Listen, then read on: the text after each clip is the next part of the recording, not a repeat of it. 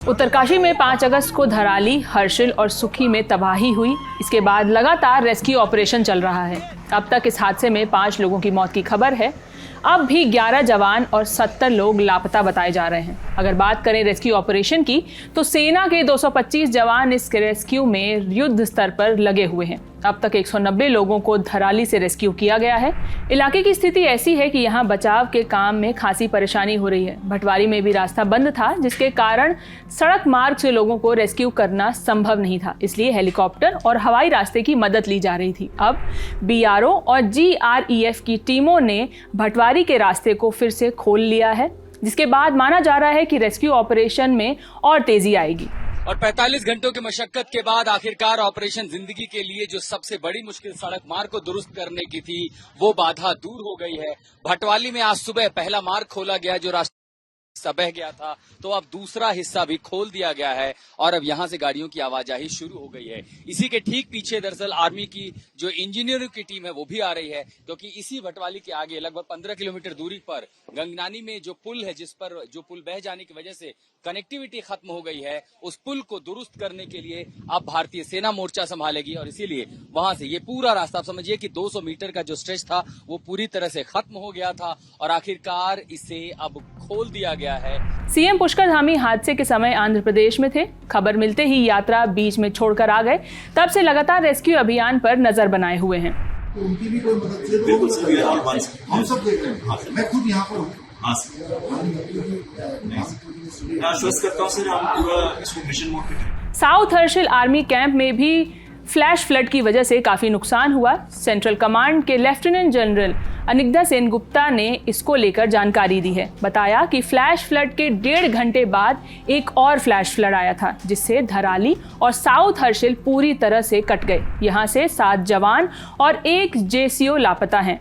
सुनिए। हमारी पूरी कोशिश है कि धराली गांव का जो कनेक्टिविटी है वापस जल्दी से जल्दी रिस्टोर हो जाए, ताकि हर्षिल से यहाँ तक हरकत हो सके। और यह भी कोशिश है कि जो आबादी यहाँ पर मिसिंग है उनका खोज किया जाए। तकरीबन कहा जाता है 30 से 40 लेबरर्स जो यहाँ पे काम कर रहे थे वह शायद मिसिंग हैं।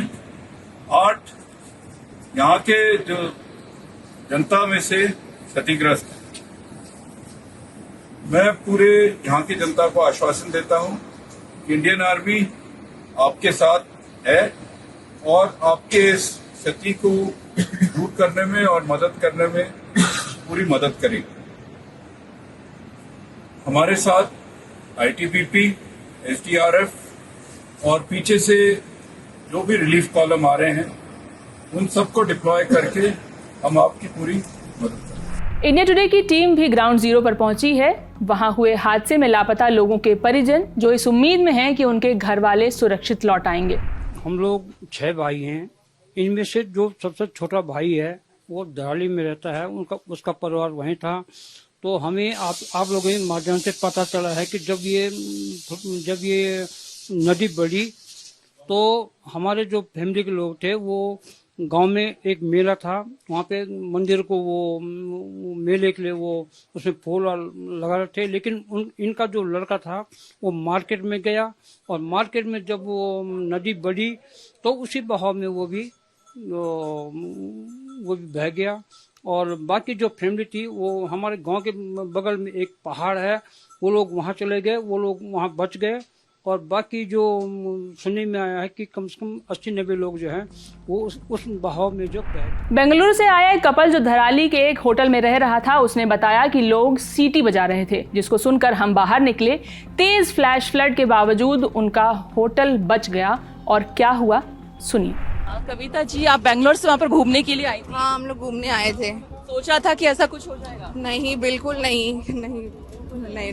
एक्चुअली हम लोग जब आए थे तो रात को आए थे, एक दिन पहले। तो नेक्स्ट डे जब हम लोग उठ के देखे तो अच्छा सीनरी था सब कुछ। तो हम लोग वहाँ पास में ही एप्पल के ऑर्चर्ड थे, एक मंदिर था। तो हम लोग सुबह ही 7 बजे निकले थे, वहाँ जस्ट पैदल गए थे, कुछ फोटोज निकाले ऑर्चर्ड में और फिर हम लोग वापस अपने रूम में चले गए थे। और फिर 1:30 बजे के आसपास ऐसे मतलब पूरा मतलब आवाज़ आ गया था और सब लोग ऐसे विसिल कर रहे थे। तो हमने दरवाज़ा खोल के देखा तो पूरा मलबा मतलब आ रहा था पूरा, और मतलब हमारे होटल के सामने पूरा तब तक सब कुछ हो चुका था। और फिर मतलब हमको भी ऐसा लग रहा था कि अभी क्या होगा, क्या होने वाला है। तो वो मतलब इतना जल्दबाजी के चक्कर में हम लोगों ने पूरा लगेज पैक करके तुरंत निकल गए। तभी फर्स्ट लैंडस्लाइड हुआ था, उसके बाद शायद एक और हुआ। वो बाद में हम लोग को रेस्क्यू कैम्प में पता चला कि बाद में एक और हुआ था। और ये भी मतलब लोग बोल रहे थे कि आपका होटल ठीक है, बाकी जो आसपास वाले बिल्डिंग है वो सब बह गए। तो लकीली मतलब आप जिस होटल में थे वो नहीं ढहा, आप बच गए। हाँ, हम बच गए। मतलब जहाँ पे हम लोग सुबह गए थे और एप्पल के ऑर्चर्ड में और वो मंदिर में, वो सब गया। वो मतलब मलबा में उसके नीचे ही दब गए होंगे। फिलहाल सेना का पहला मिशन यही है कि रेस्क्यू अभियान जल्द से जल्द खत्म करके सभी लापता लोगों को सकुशल बाहर निकाला जा सके। टीमें युद्ध स्तर पर जुटी हुई हैं। 3 सिविल हेलीकॉप्टर्स के जरिए राहत और बचाव सामग्री भी पहुंचाई जा रही है। हर्षिल मिलिट्री हेलीपैड को भी फिर चालू कर दिया गया है। वहीं चिनूक, MI-17 और ALH हेलीकॉप्टर स्टैंड बाय पर हैं। फिलहाल इस खबर में इतना ही। आपके लिए तमाम जानकारी लेकर आए थे मेरे साथी दीपेंद्र गांधी। मैं हूं शिवानी। बाकी खबरों के लिए देखते रहिए द ललन टॉप।